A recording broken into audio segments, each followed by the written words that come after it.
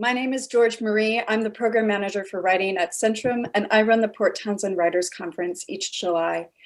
The Port Townsend Writers Conference and the Northwind Reading Series have had a long-standing collaboration, and we are grateful to once again join with our friends in a partnership to host tonight's event.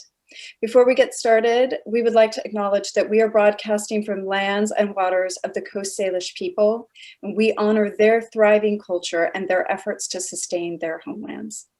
And now I'd like to turn the mic over to the organizers of tonight's event, Holly Hughes and Linda Robertson. Thank you. Thank you, George, for your introduction, and thank you for the land acknowledgement, especially. As part of the new Northwind Art in Port Townsend, we're so pleased to be partnering with Centrum in our mission to bring poetry to our Port Townsend community. And thanks to Centrum's extended writing community and Zoom, we have a wide audience tonight, and we're really happy to see you all. As George mentioned, I'm one of 3 co-curators of the Northwind Reading Series, and I'm pleased to be hosting tonight with Linda Robertson. And I also want to give a call out to Sheila Bender for helping get the word out. We're glad to have such a good turnout. This is our first Northwind reading of 2021. And we're thrilled tonight to be hosting 2 Washington State Poet Laureates, Kathleen Fleniken, who served as Poet Laureate from 2012 to 2014, and Claudia Castro, our current Poet Laureate, who's served since 2018. I know them both, and I know they both took to heart the mission to bring poetry to all corners of Washington State and put a lot of mileage on their vehicles in the process. And I'm hoping that there might be time at the end to talk a little bit about their experiences as Poet Laureate. It is my great honor to introduce my friend and poetry sister, Kathleen Fleniken.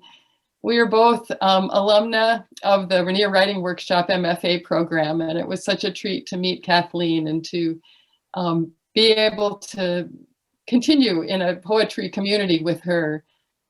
Kathleen Fleniken's most recent poetry collection is Post-Romantic, released in October 2020 by University of Washington Press. Her other books are Famous from University of Nebraska Press, named a notable book by the American Library Association, and Plume from University of Washington Press in 2012, which was a finalist for the William Carlos Williams Award. Her awards include fellowships from the National Endowment for the Arts and Artist Trust, a Pushcart Prize, the Prairie Schooner Book Prize for Poetry, and a Washington State Book Award. And as I mentioned earlier, she served as Washington State Poet Laureate from 2012 to 2014. So please welcome Kathleen Fleniken. Thank you, Holly. It's lovely to be at Northwind and Centrum all at once, and I so appreciate, Bill did such a great job with this series for so many years. I'm just very happy that you've all continued it on, and I'm delighted to be reading with Claudia tonight. It's such a treat. I am going to start. I'm in a terrific poetry book club, and this month we're reading Lucille Clifton. And I wanted to start with a short poem by Lucille Clifton. This one is called I Once Knew a Man. I once knew a man who had wild horses killed. When he told about it, the words came galloping out of his mouth and shook themselves and headed off in every damn direction. His tongue was wild and wide and spinning when he talked, and the people he looked at closed their eyes and tore the skins off their backs as they walked away and stopped eating meat. There was no holding him once he got started. He had had wild horses killed one time, and they rode him to his grave.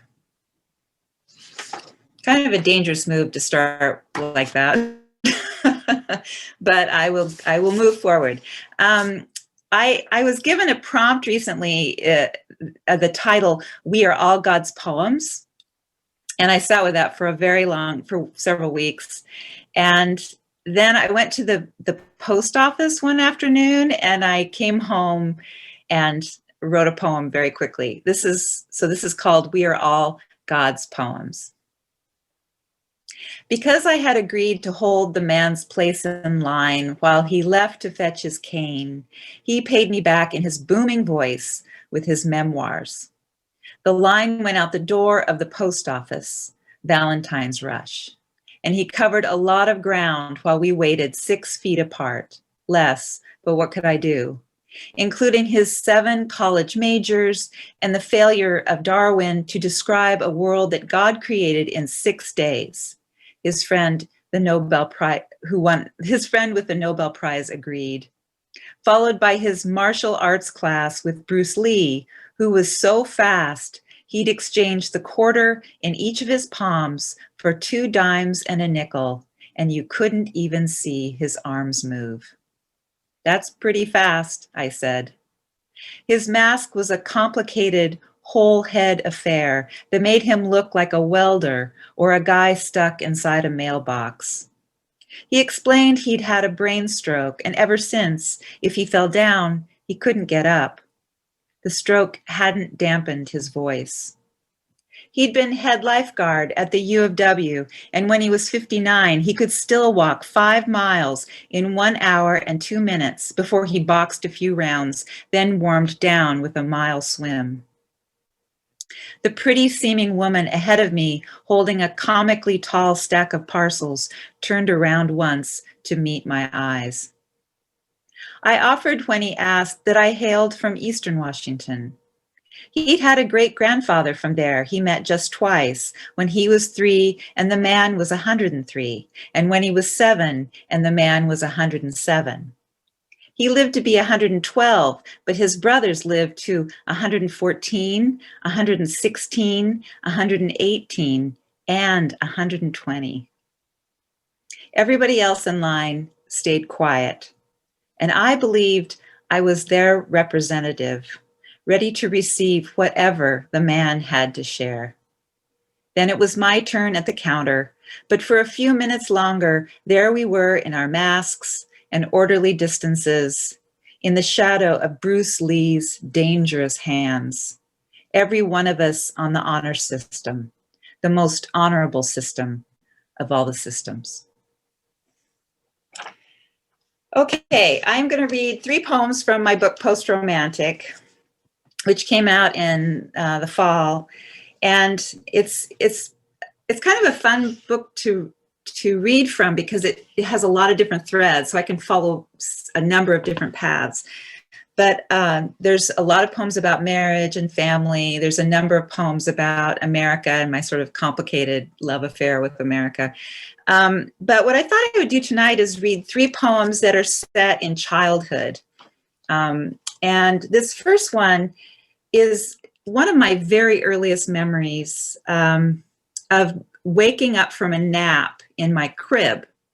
And for some reason, I had a residency at the Bloedel Reserve, which is an absolutely beautiful place. And there's something about being immersed in this beauty and all the green that made me think very far back. I didn't write very much, but this was one of the things I did write there. It's called All Unknowns Are Equal.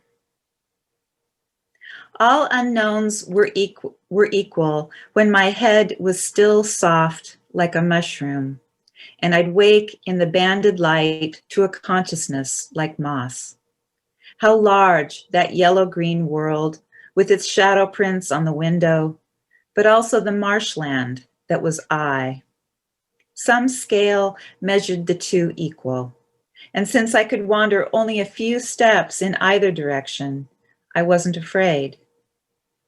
This seems now like the vestigial memory of some other ancestral being, though I still feel the blue satin quilt pulled to my chin and watch myself unfolding fingers from a hand at the far reach of my arm with a patience I'll never recover or comprehend. The patience of a low place in the land waiting to become a sea, or maybe an inlet, since the self is rinsed each day in the world. Mother used to say, I'd lie quietly in my crib a long while.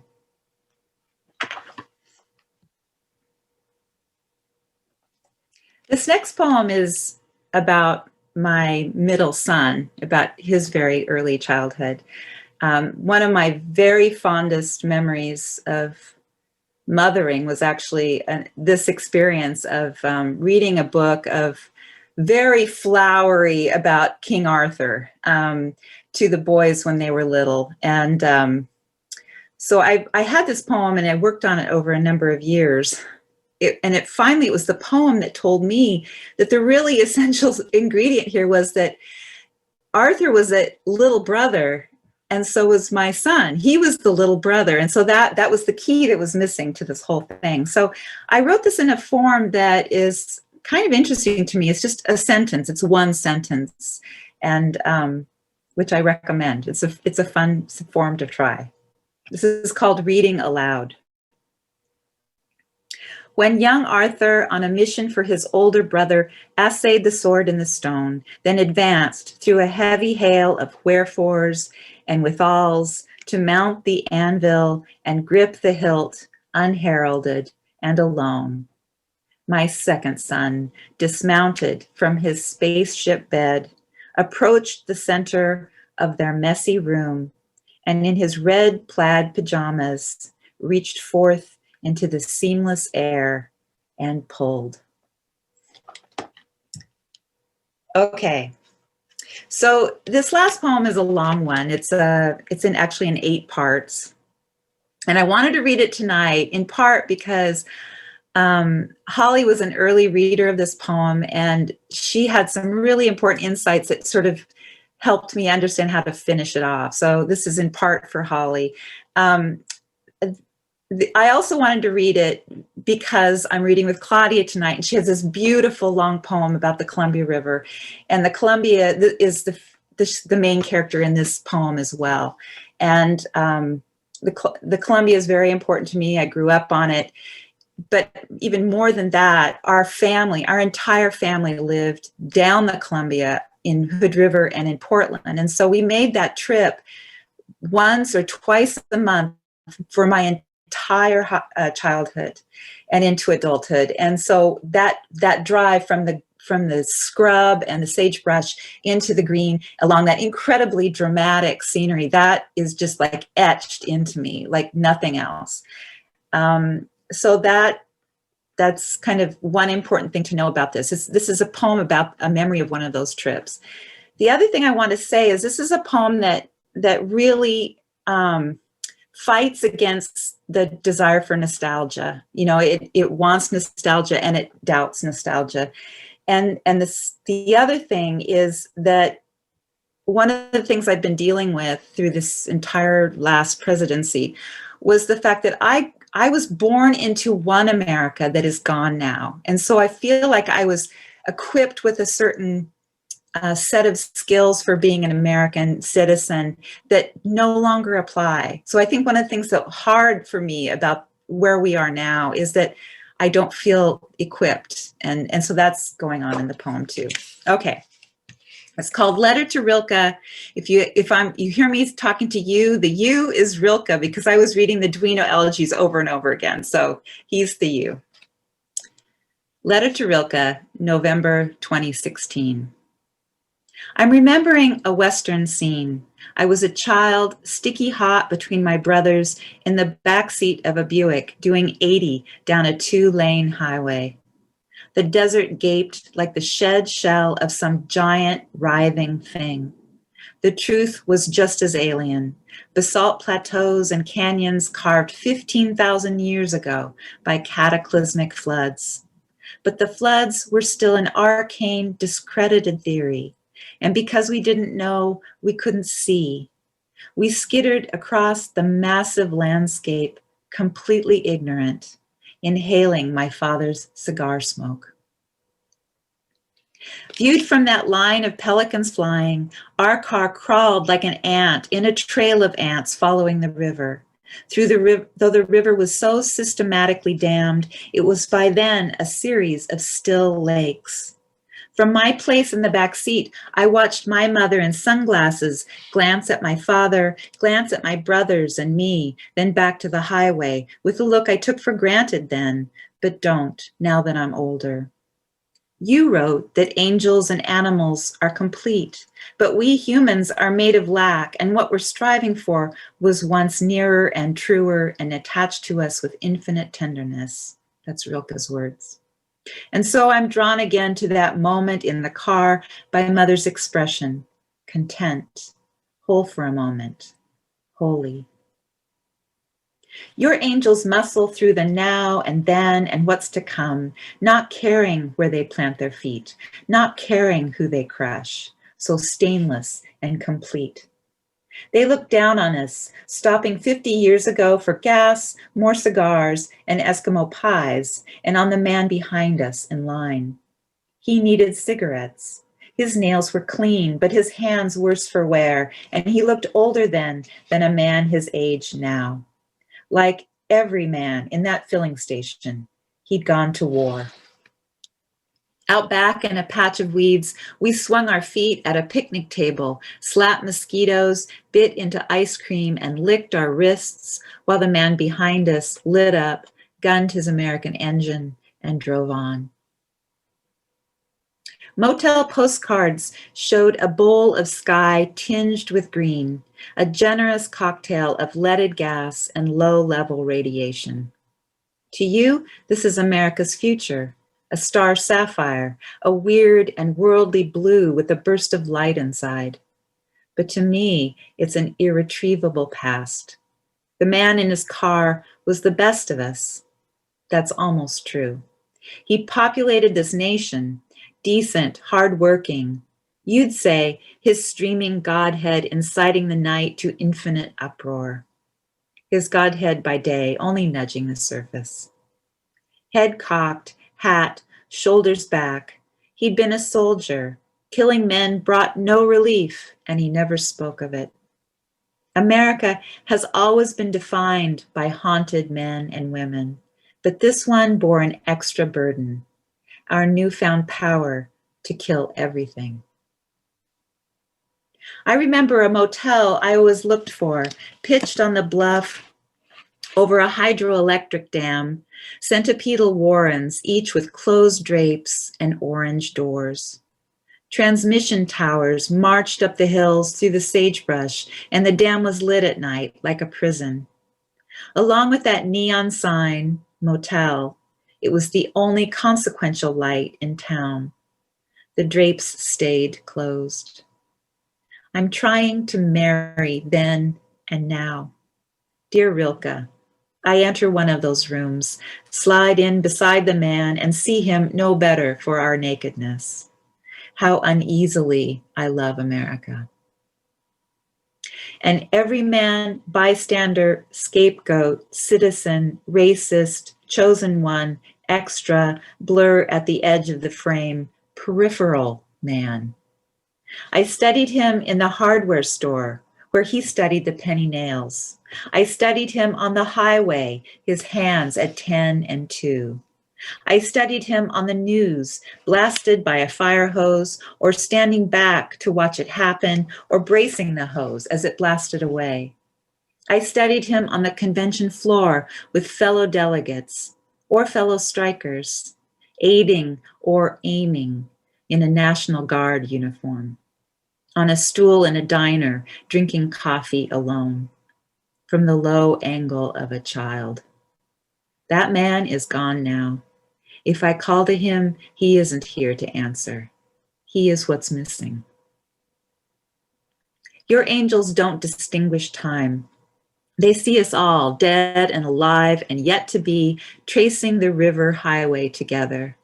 They see me with my old America behind pulled drapes. They hear him in my ear, despairing for the wreck of it we've made. Though even in the throes of nostalgia, I never quite believed in his goodness. It's a running argument in my head. Good at fixing broken flashlights and tumbling rocks in the garage. Good at keeping violent visions private. Good at separating needs from wants. He wraps me up and I'm safe in my bare brown hills. Look at me, he commands, but he's too close. I shut my eyes and say, I am. Then open them. We fall and rise and fall. Strange, then familiar, then strange. Stupid, intolerant, and greedy, then a little better, then backward again, because we never learn. Angels gesture toward our screens, barkers barking in a sideshow. How money breeds, money's genitals, everything, the whole act. Barkers are running for president. America is nearly gone, with the man who sold us ice cream and the man in line. I mistook the gold landscape for a golden age. Mother's eyes remain half hidden behind dark glass. It was the child in me that only saw the sunlit half. Rilka, you helped me see the present clearly. Dogs doing their business, sideshow carnies in the carnival crowd, and one pair of lovers in the grass. One pair of lovers to love for all of us. What is there to do but stare so hard I feel his lips on her lips, his palm on her blossoming breast, and wish myself between them. Thank you. Thanks all for listening. Thank you so much, Kathleen. That was beautiful. I'm so looking forward to reading your book, Post-Romantic. The poem about the Columbia River brought back some real scenes that I remember from living up the Methow Valley. So I'd like to introduce, it's such a privilege to introduce Claudia Castro tonight and welcome her to our reading. She's currently the Washington State Poet Laureate. She served as Seattle's civic poet from 2015 to 2017 and is the author of One River, 1,000 Voices by Chin Music Press, the Pushcart nominated Killing Marias by Two Sylvias Press, a finalist for the Washington State 2018 Book Award in Poetry, and This City, Floating Bridge Press. She is the creator of the acclaimed Seattle Poetic Grid. Castro Luna is the recipient of an Academy of American Poets Laureate Fellowship. Born in El Salvador, she came to the United States in 1981. Claudia is currently working on a memoir about her experience escaping the Civil War in El Salvador. Living in English and Spanish, she writes and teaches in Seattle, where she gardens and keeps chickens with her husband and their 3 children. Welcome, Claudia. Thank you so much for the introduction and for the invitation. It's just wonderful to be here with Kathleen. Kathleen, I have your book, and it was such a thrill to hear you read that last poem. There's nothing like hearing the author read their own work, and particularly that poem, which I love. Oh, and I have to say, Kathleen, that I just came out of teaching a class, and I was referring to Rilka in that class as an influence on me for writing the poem that I will read tonight myself. So that is a really sweet poetic convergence. And what I'll do is, One River, 1,000 Voices is one long poem that is in the shape of a book. So it's a book that contains one long poem.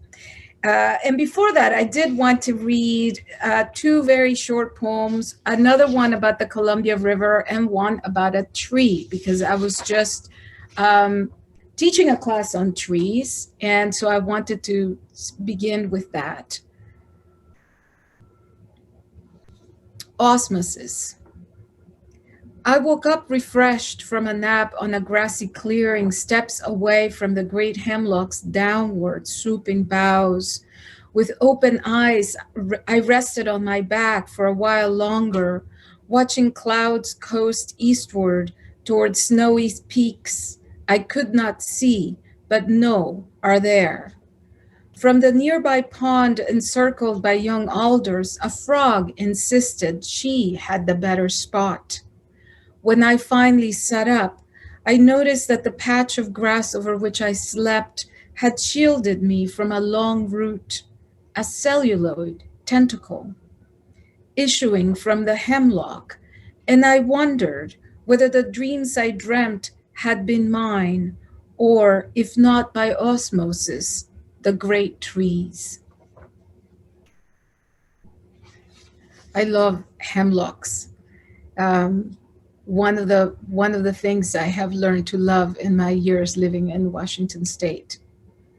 And this other poem is one that I wrote at the Maryhill Museum, where I traveled to watch the making of a most amazing art piece, which consisted, I think, is 13 hand-carved panels, enormous panels that had been hand-carved and were going to be printed using a steamroller and then assembled together. And actually the panels all together were done to scale to represent the Columbia River Gorge. So from the moment where the Snake comes in, the Snake River, all the way down to the mouth of the river. And different artists had, and groups, in some cases with collaborative panels, were there. And I participated in the day, just taking it all in. And then I wrote a poem that accompanied the actual work once it was all printed and hung in the museum.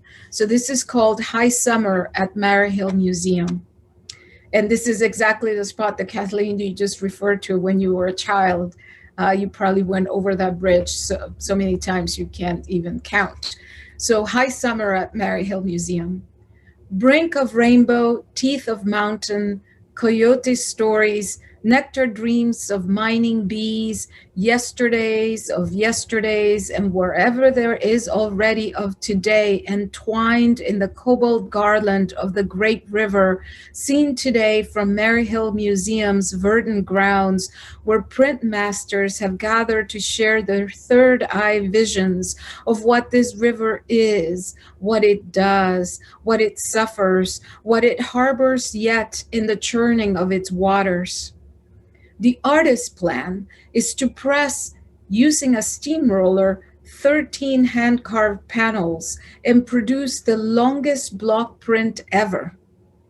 The river's plan is to be river, to mind itself, to flow regal onward to ocean's azure, while in nearby amber hills, crickets chirp among the fallen leaves of Gary oaks. From walking in on a hill on an afternoon that I was there witnessing the river along the gorge on the Washington side, and suddenly realizing, what was that sound? What is all that jumping? And it was a whole bunch of crickets. It was amazing. I was there by myself, and these dancing crickets in the afternoon, and the sound of their hopping resonating even more because they were landing on these dry leaves that have fallen from these oak trees. So I'll read the entire of the poem, One River, 1,000 Voices.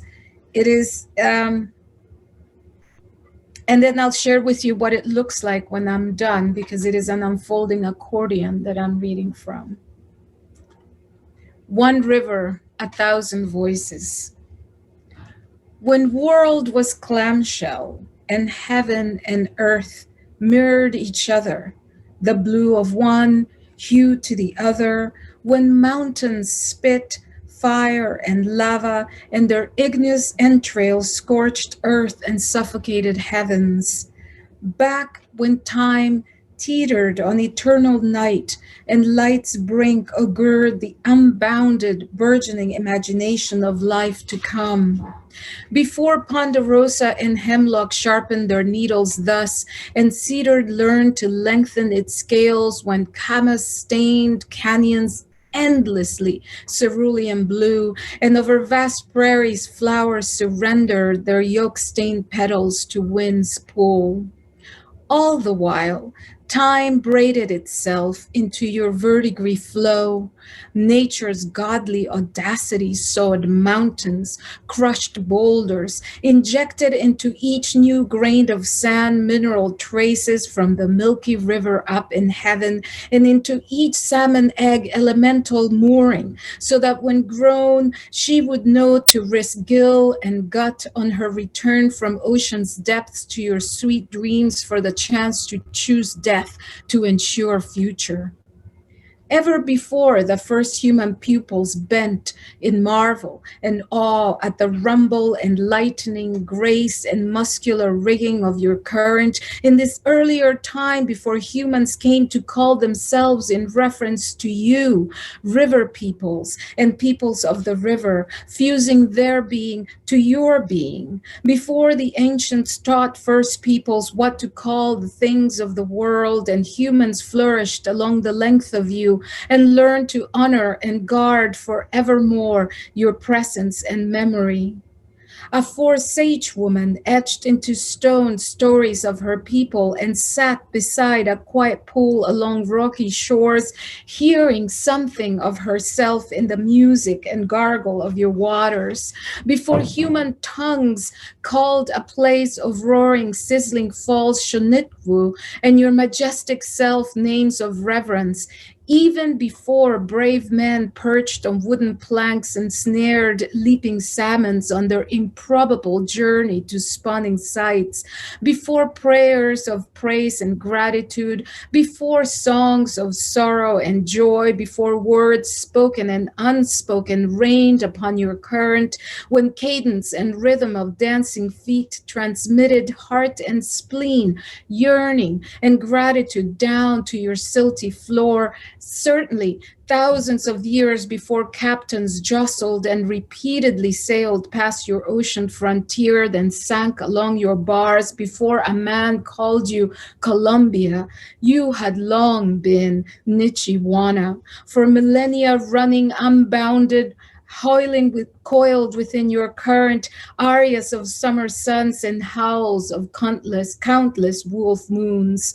Most certainly, before your chilly current was with concrete penned and silenced, so that your icy pulse degenerated to tepid lakes, before plentiful salmon runs came to live their splendor only in the memory of those who were to them witness and their descendants, when man and woman were such, not Indian man and not Indian woman, a time before treaty and broken treaty had entered the lexicon of Salishan, Sahaptin, and Chinookan languages, before men who had lived by their own rules were forced from their lands, before all the befores, you, river, had already been called 1,001 names, each name for every animal creature and vegetable spirit that ever breathed, mated, and died, that ever flowered or shed a spore, each tree, each flower, each bulb, fish, mammal, insect, bird, each calling you a name of her own, from large to small, from scaly to winged, from furred to feathered, each thing indebted to your grace, scree, huckleberry, sage, pine, camas, alder, poplar, maple, lupin, deer, bear, coyote, elk, quail, grouse, hawk, eagle, bat, fox, wren, warbler, butterfly, burbot, salmon, lamprey, sturgeon, sculpin, all the flora, all the fauna calling you in dreams of awakening and in sobering dreams of change and demise, each name in every dimension perfect, iridescent as the miracle of a fish scale, fragile as dragonfly's wings, as Tule reed, sturdy and resilient as bitter root, each diurnal and nocturnal creature, her features embodying her own melodious name for life, the owl who swoops to snatch in night's downy hush the unsuspecting frog, trout whose rainbow swagger flares gainfully your waters. As we call out to them, they call out to you. Woodpecker tribes, beaver bands, cornflower clumps, each living thing with their own ardent name on the hoof, on the scale, on the feather, on the fur, on the leaf, on the mud, on the beak, on the bark. One river, 1,000 names, 1,000 voices chanting river songs, singing songs of place, charting songs of belonging. Sage women and wise men sense these non-human nomenclatures at the margins of their knowing, but never possess them. For those names belong only to you, river, to your meandering ways, to the islands in your midst, to the channels of your delta, to the splendor of your gorge, to the rage of your falls, to the turbulence of your current, to the eternal, unpredictable, and to silence, to the language of time. O river, impervious to human foibles, kinks, and skill, to wolves' backbone and cunning, to salamander's tremulous heart, to the rustling of poplar tree leaves. River, you against whom people and creatures harness survival and hope. What names do you call us when wings at sunset fold, and later when we surrender to night our eyes?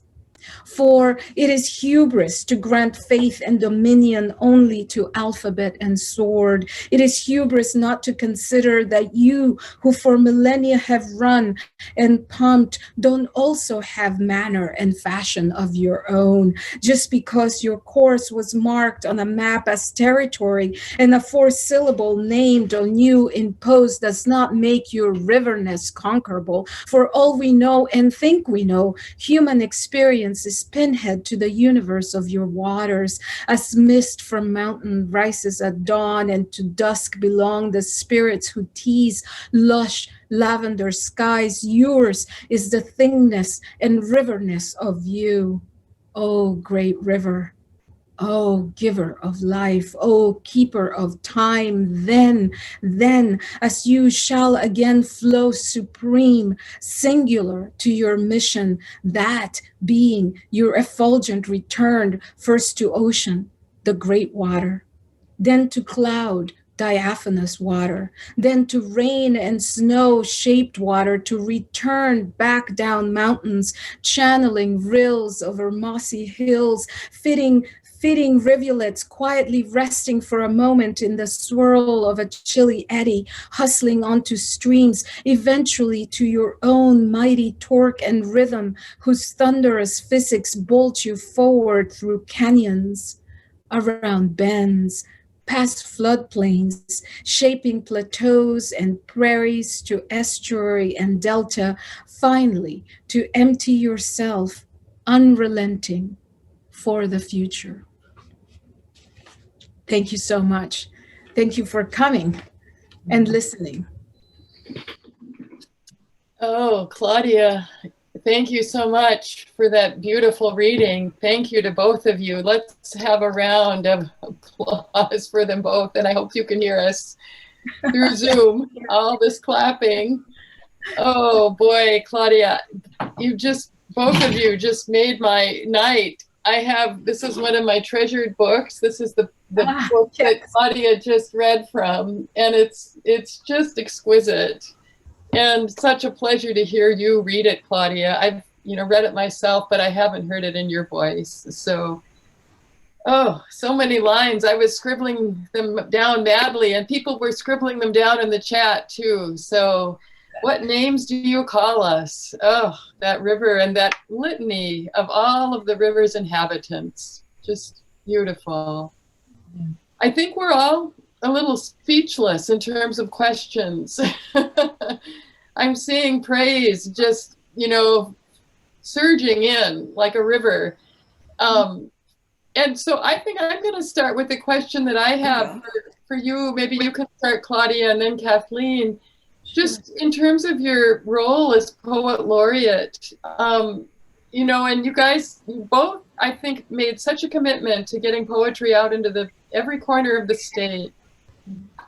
And I just wonder if you could just talk about what you found most satisfying, or if there are any moments that stand out in terms of kind of bringing poetry to a broader audience. Oh, there's so many. I keep on thinking of Kathleen. We had the Olympia Poetry Network invited all poets laureate last year, or maybe not. It wasn't last year. It was the year before, of course. And Kathleen said that she never got sick once during her time as poet laureate because she enjoyed the work so much, and that just stayed with me. The the joy and the commitment to it, you know, but also just imbued in this faith for the word that just carries you. So I don't know that I could single out an individual time, because there's so many. And I think part of it is getting acquainted with the land for me, because Kathleen, you are from Washington State and you grew up along the river. Part of this project for me was the project that birthed this book, was that I think the flow of the Columbia bisects the state exactly in half. You could trace the state. I mean, it's just like an etching in the middle.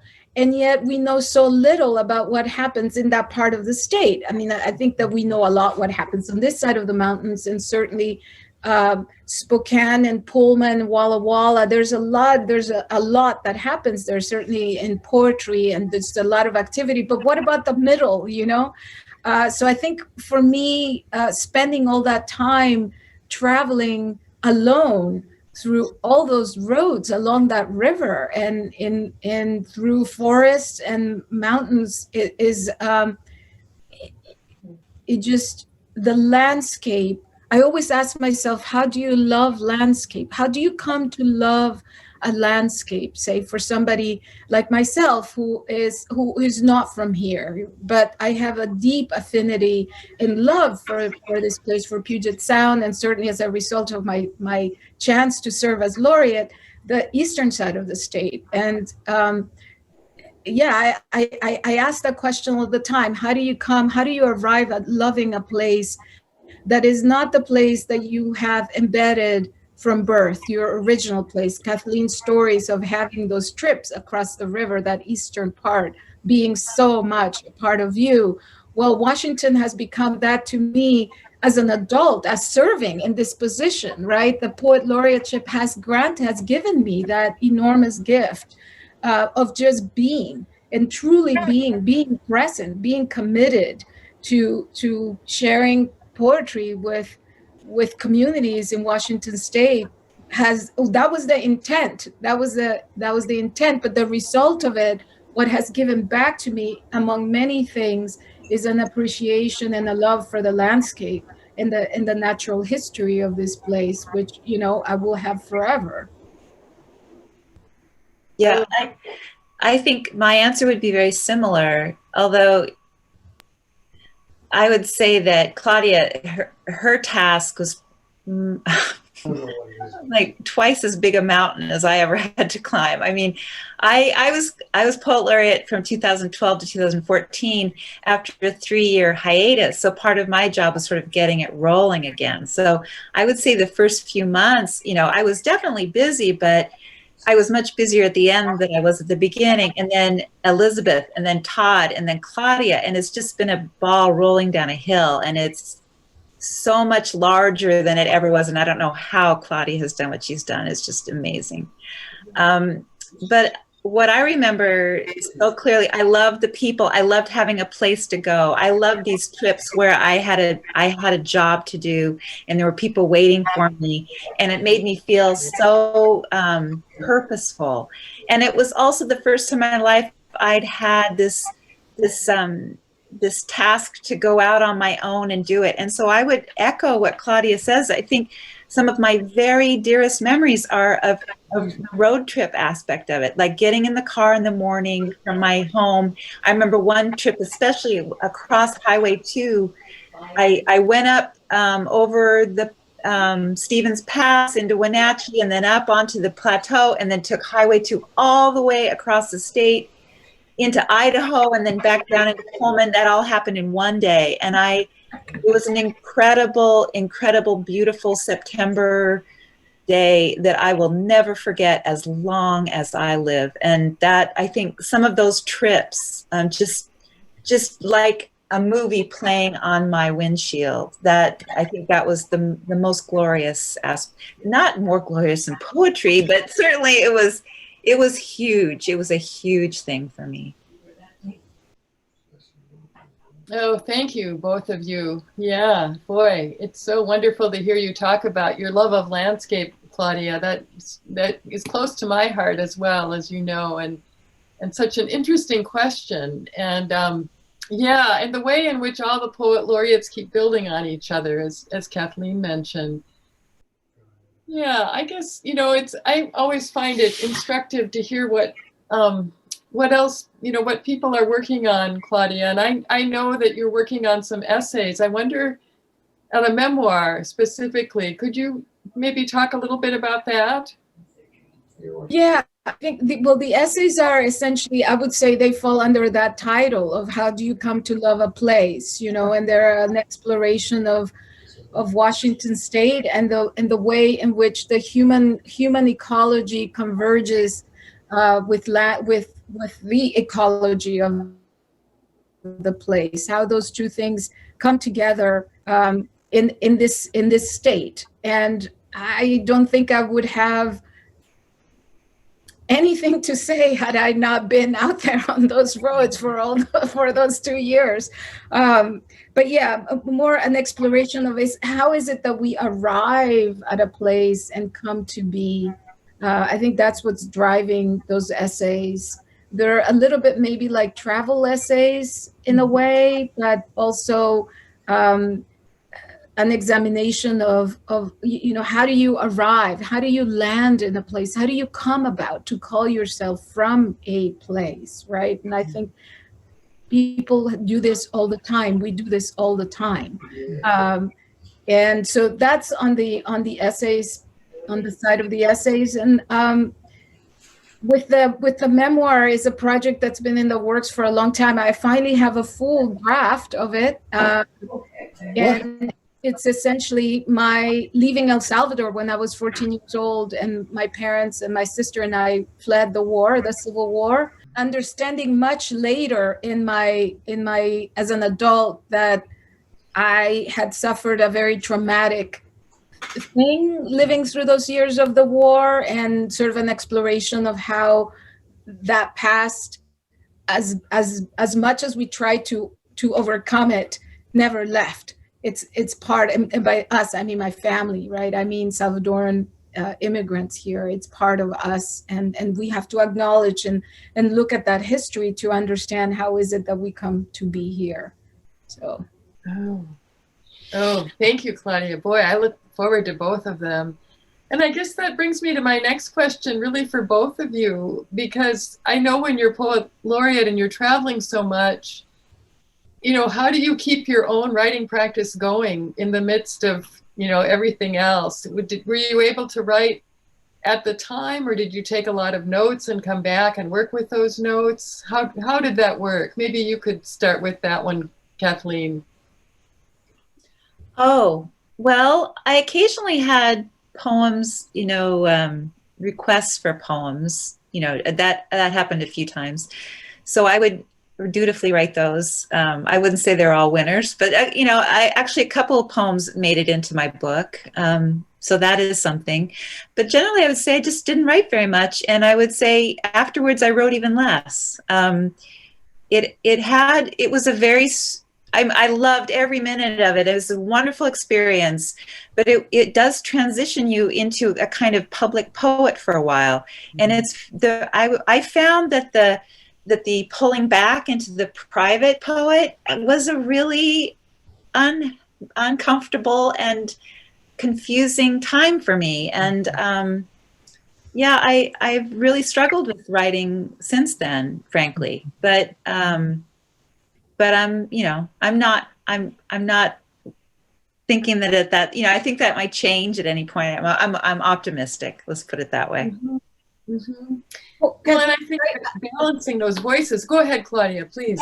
I was going to, because I had a question for Kathleen about your beautiful book, Kathleen, because I remember you saying at the Olympia gathering that exactly what you just said, that it was a transition coming out of that really kind of demanding schedule and public self to a private writer self.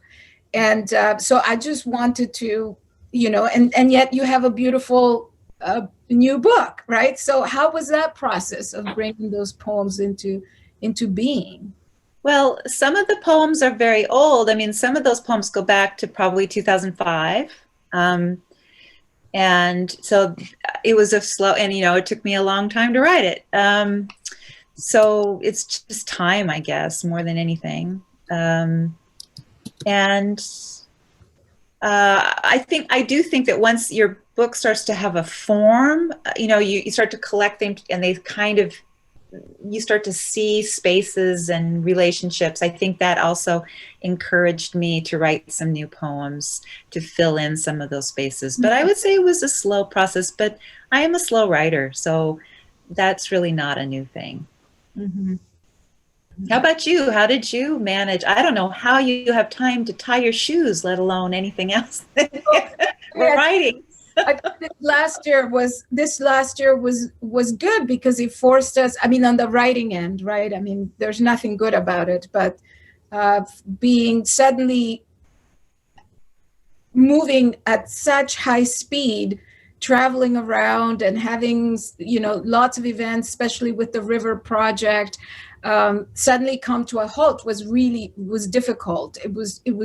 I couldn't let go. I couldn't let go of all the planning that was workshops and traveling to places. And, we had worked with libraries and schools, and that all was gone. It was really hard. It was hard for me to not have that. It felt I lived with this sense of incompleteness, because as much as I have tried to recuperate through Zoom, it's never the same. And that the aspect of the land and being in communion with the place itself is lost. So that was, yeah.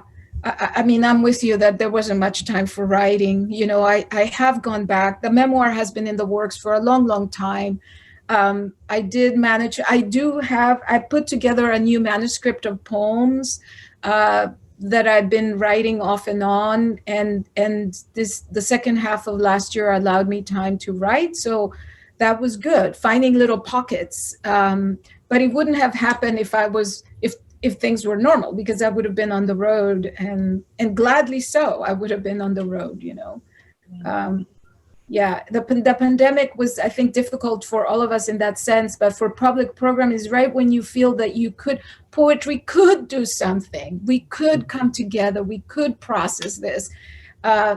It was gone. So yeah. I do think for the next poet laureate, the silver lining is to know that we are all now young, everybody are used to doing what we're doing right now. And so it facilitates for the new laureate to be in places without, exhaustive traveling. That trip you described sounds crazy, that you put all those miles in one day. That sounds just... It wasn't ordinary, but it was special though. Yes. So I think that there is a little silver lining that we have learned to use Zoom, that we could be, the next laureate will be able to be in classes and in places without having to, put all those miles and also travel, but a combination of both. So there was a question that was just posted on the chat asking of the poets, when you write some of these long poems, do you do them in one continuous long sitting over a period of days, or are there writing gaps while you gather your material and thoughts and muse? Well, this new book of mine has several long poems, which is unusual for me. But I think all of them share one quality, which is they're written in sections. And there's something about sections that for me made it possible to do. I thought of them like, you're crossing a stream and you go sort of hop from rock to rock to rock. And so that allowed me to get across in little jumps. And I think, actually, having said that, though, they stew upstairs for a very long time. And then usually the actual writing, it is maybe at least sketching out, writing as much as I can at once to get the draft down, and then starting to just chip away at it in terms of editing. But I do think most of it is up here, and then trying to get it out in one fell swoop. Yeah. Oh, interesting. Well, I ended up writing this long poem. I've never written anything so long. and I think there were two things parallel happening. One was a design project, which from the beginning I wanted to have an accordion book, which meant long. So I knew that the design was driving the writing to some extent, but I spent months writing that poem. It was really months of traveling back to the river, and also reading. So doing an extraordinary amount of historical reading, and just trying to fill myself with all aspects of the river and experiencing it myself. I mean, the arrival of the title, happened. I was near Spokane, and suddenly that idea that the river is such a force of life, and that that feeds us humans, and it has done so much for the state, right, with all the ways in which the apple industry maps itself perfectly over the terrain that the river covers, but just the production of energy and all of this. And I thought the river is a giver of life, but it gives life to other things besides us. And it was like you said, Kathleen, it was a constant thinking about it, that idea then arrived finally, I think, after considering it in other ways that wasn't so, the full awareness that the words hadn't been attached to that understanding. And then suddenly there they were very clearly. And once I had the title I don't work that way normally, but this idea that other living things also have names that we can never know, we cannot possibly know. Then the whole thing then began to take a very quick pace after that. But it was really months of work. Mhm. Yeah. Beautiful. Oh, and may I say something, Holly? So somebody's asking a question about the accordion book. So the book was published as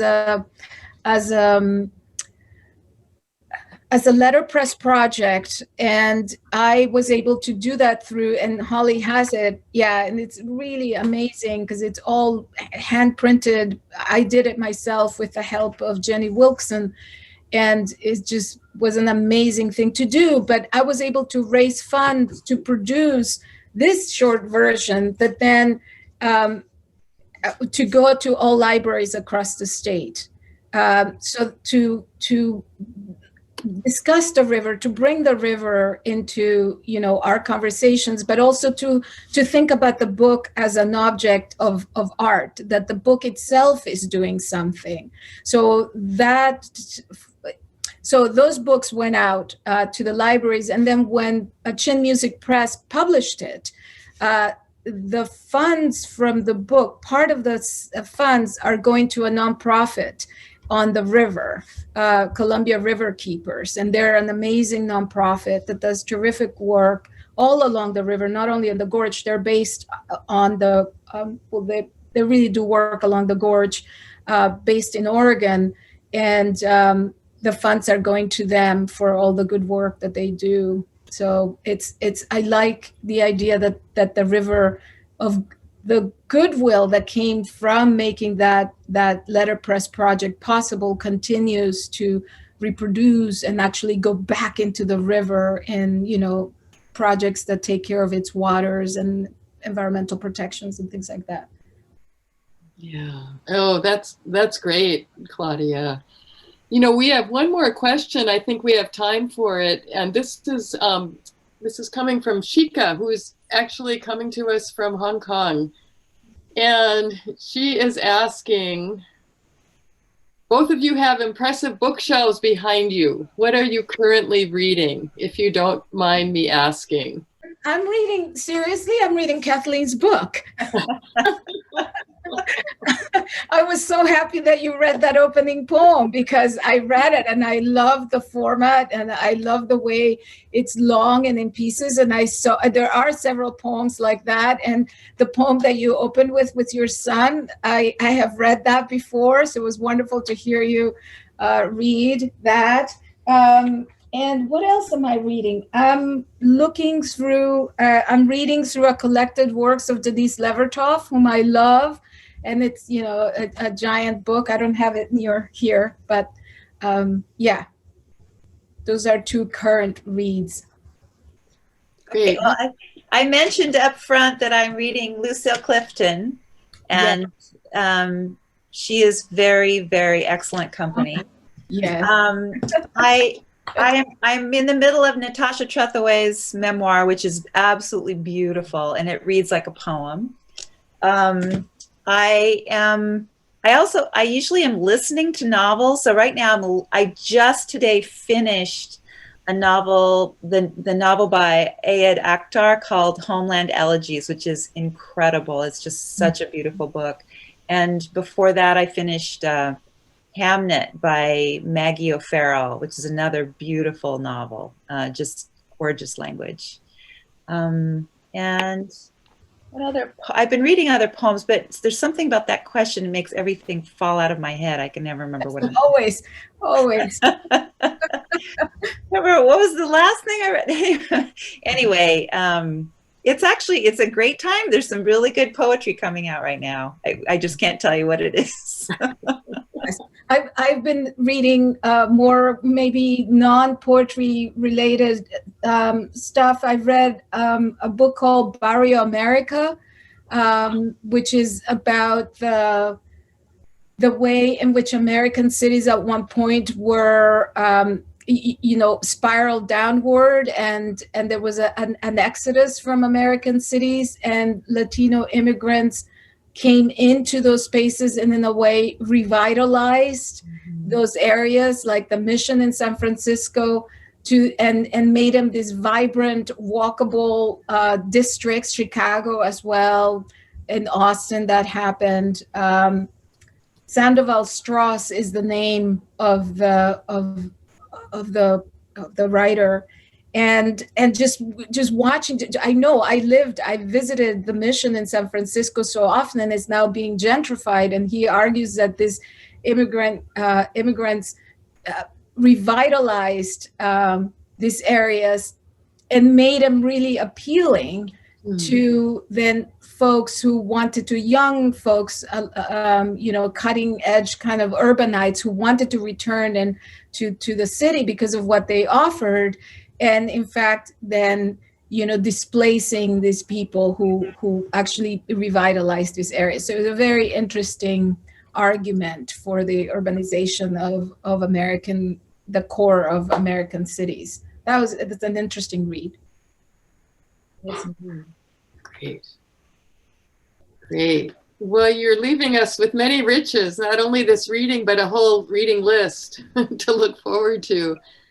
Thank you so much. And I think we probably need to wrap up. I just wanted to invite everybody to put their cameras back on so we can all see each other before we all disappear into the night. And Linda's going to make a few closing comments, but I just wanted to say for myself, this was such a wonderful, Claudia used the phrase early on, the poetic convergence.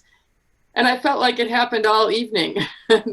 Both of your work converging in so many wonderful, somewhat expected, but also some really unexpected ways too. So thank you.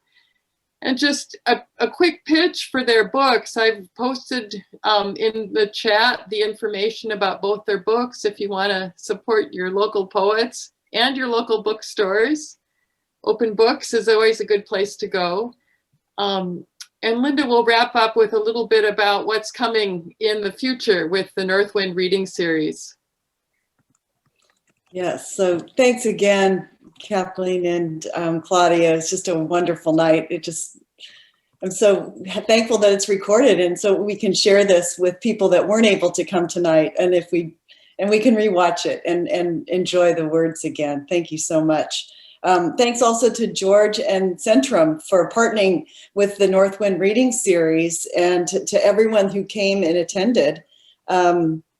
We did post Holly posted a lot of the links for the books on the chat. And we'll be posting this recorded reading on the Northwind Reading Series Facebook page and on northwindart.org website and their Facebook page and Centrum's website as well. So coming up, the next reading for the Northwind series that we're going to have as a live Zoom as well will be next March 25th, a Thursday night. It's from 7 to 8 again, and it will be presenting the Floating Bridge chapbook winners, Brenda Miller and Risa Denenberg. And that will be March 25th at 7 to 8. And so we hope you'll join us again for that reading. And if you'd like to be added to our mailing list, you can look at the northwindart.org website or email us at nwindreaders@gmail.com. And we'll put you on our mailing list, and you'll get the MailChimp that goes out once a month that will tell you who's coming. We've got a full year of readings ahead of us, and we're really happy to have you join us. So thanks again, Kathleen and Claudia. It was just such a wonderful night. Thank you.